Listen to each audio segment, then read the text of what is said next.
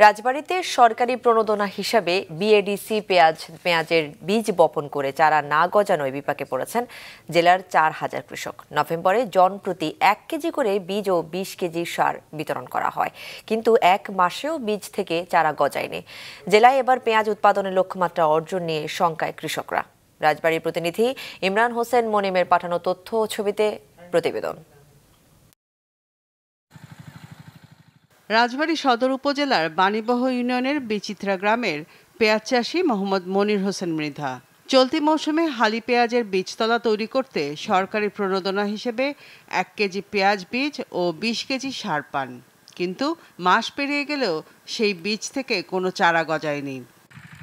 প্রণোদনা পাওয়া সব কৃষকেরই একই অবস্থা। এবছর জেলার 5 উপজেলার 4,000 কৃষকের মাঝে উচ্চ ফলনশীল ও হাইব্রিড বাড়ি জাতের হালি পেঁয়াজের বীজ প্রণোদনা হিসেবে দেয়া হয়। এদের কারো বীজতলায় চারা গজায়নি। নতুন করে বীজতলা তৈরির সময় না থাকায় চারা কিনে জমিতে হালি পেঁয়াজ আবাদে বিঘা প্রতি 30 থেকে 35,000 টাকা প্রয়োজন। তাই সরকারি সহায়তা দাবি করেন তারা। দেশীয় দানা যেটা আমরা কিনে আনছিলাম, সেটা পাশেই যে দানাটা আপনারা যদি দেখেন অরিজিনালি আসলে ভালো দানা, সেটা আমরা গজায় গেছি, ইনশাল্লাহ আমরা এতে খুশি। কিন্তু সরকারিভাবে যে প্রণোদনাটা পেয়েছি সেটা ভাই আমাদের খুবই ক্ষতিকর হয়েছে। দানা একটু জ্বালায়।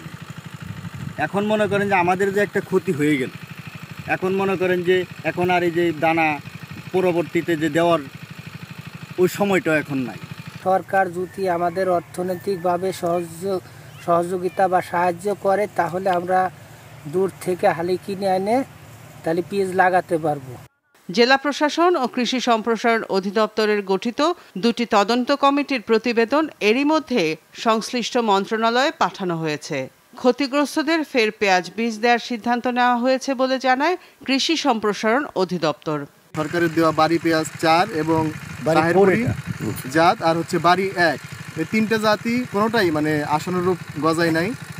মানে যা গজাইছে তাতে আসলে অসন্তোষজনক একেবারে। কোনোটা 2%, কোনোটা 4%, কোনোটা 10%। এখন এই সমস্ত জমিগুলো যদি তারা লাগাইতে যায়, তাহলে হালি কিনে লাগাইতে গেলে মোটামুটি একটা জমিতে বিঘা প্রতি 20 থেকে 25,000 টাকার হালি লাগবে বর্তমান যে বাজার দর।